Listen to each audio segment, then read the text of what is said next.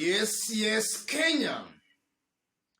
Tamu sana, yes. There is looming trouble in Kenya Kwanza.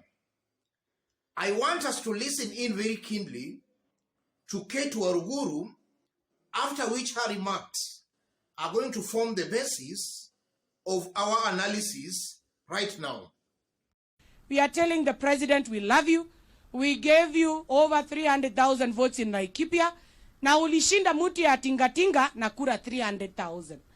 We are asking you because it's our vote that has made you a president. Give us our dignity na utupatie bendera ndani ya Laikipia. Hata sisi tujisikie tuko serikali. Yes. What does that mean politically?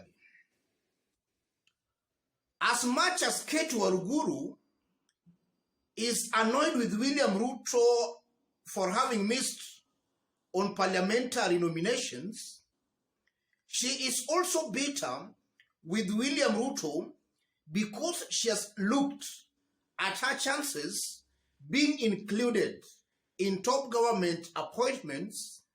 She's not finding herself being included. So Cate Waruguru feels she has been used and now she's being dumped. But I'm taking those remarks to mean more than that, just that. It's not all about Cate Waruguru.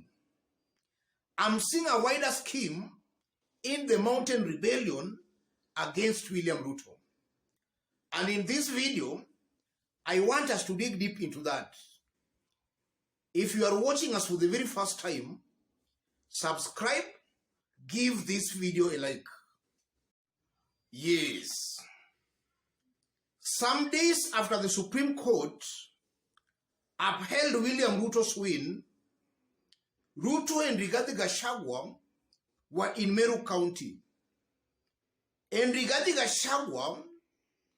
told William Ruto that the mountain gave him 47% of the votes.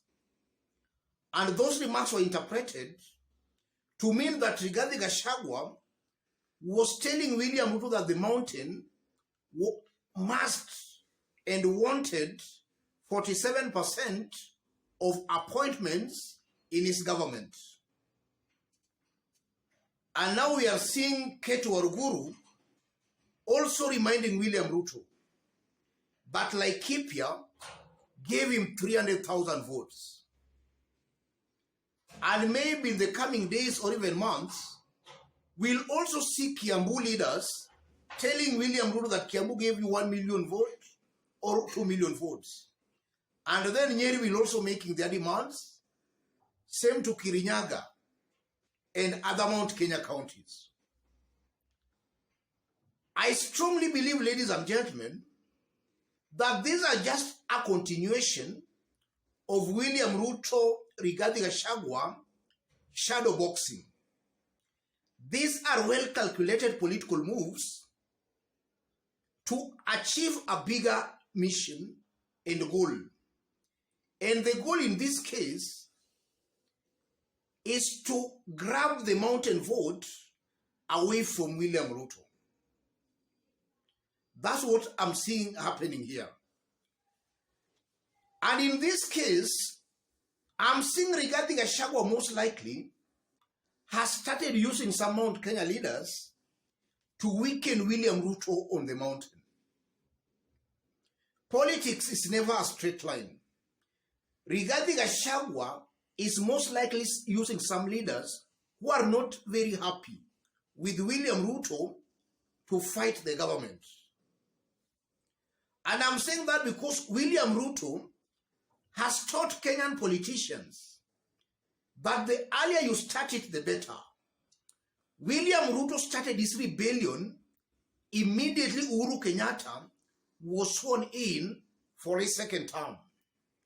In this case, I'm assuming that the mountain is starting their rebellion against William Ruto immediately William Ruto is assumed office. The rebellion is already starting and taking place. And if at all William Ruto has not sensed that, then maybe it's just making the same mistake the same blunder Uhuru Kenyatta did. Uhuru Kenyatta took things so casually to a point that by the time Uhuru Kenyatta woke up, the mountain was gone with William Ruto. In this case, a simmering rebellion against William Ruto is cleverly taking shape. Already, upon William Ruto transferring the port from Naivasha to Mombasa, I know that angered quite a good number of Naivasha residents. And also coupled with the high cost of living, some residents of the mountain who are very optimistic with a William Ruto's administration, I know some have now become very pessimistic. Some now feels William Ruto has let them down. And I know even if an election was to be done today, already William Ruto has lost a chunk of the mountain vote. And now that there is a shadow boxing between Rigathi and William Ruto, I'm seeing Rigathi Gachagua is keen on using dissatisfied leaders from the mountain to fight William Ruto. After which now eventually, Rigathi will also just be riding on the divisions to also actually just start attacking William Ruto. I'm seeing that's the game plan here. And now one immediate objective that Rigathi Gachagua wants to achieve in this case, I strongly believe that Rigathi Gachagua wants to prove to William Ruto, or rather wants William Ruto to recognize him and consider him as the mountain leader. In that now if each and every area of the mountain is complaining that you have not given us this, you have not given us this, it's going to be very hard for William Ruto to contain the situation. I'm seeing Rigathi Gachagua just trying to twist William Ruto into giving him that control so that he can represent the mountain.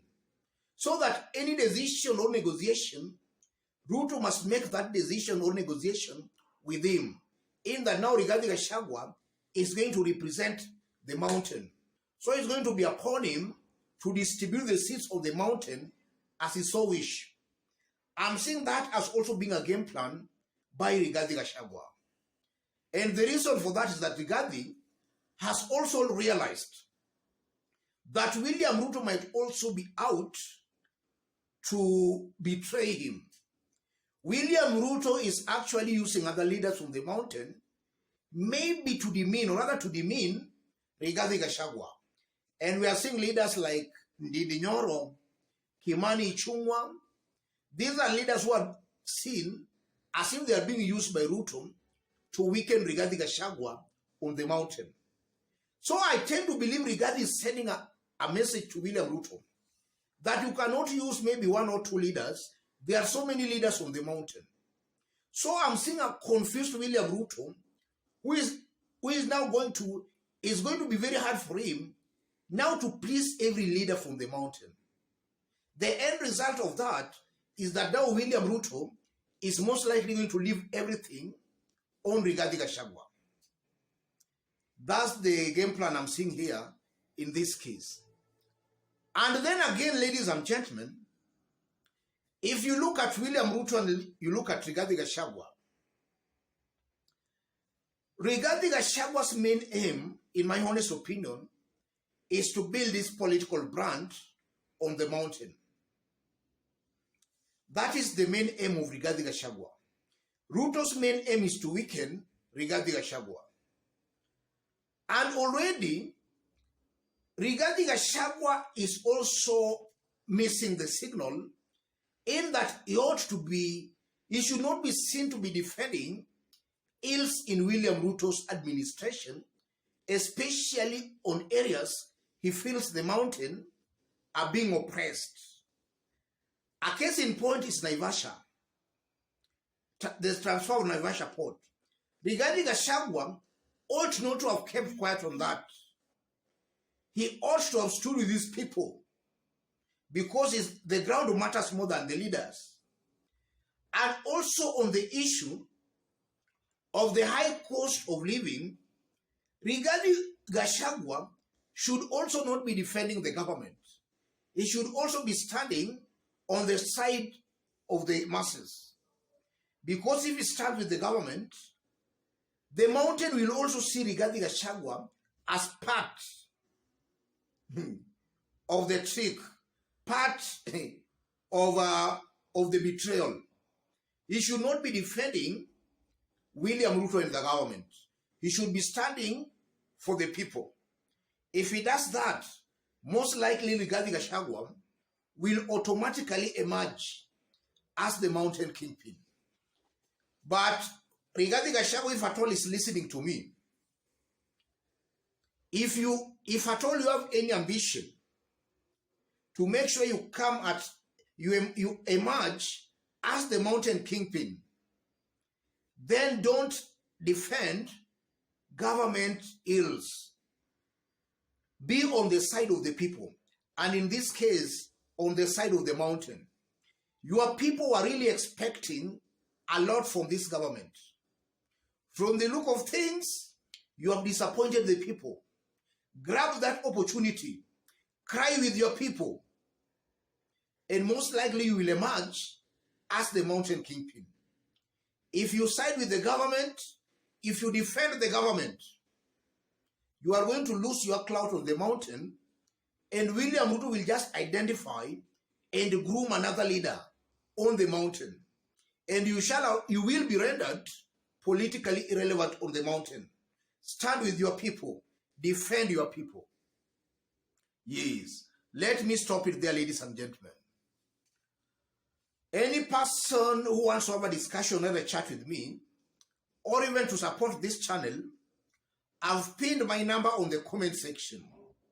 Contact me through the number, or you can send any contribution or support to the number. Let's meet in our next analysis.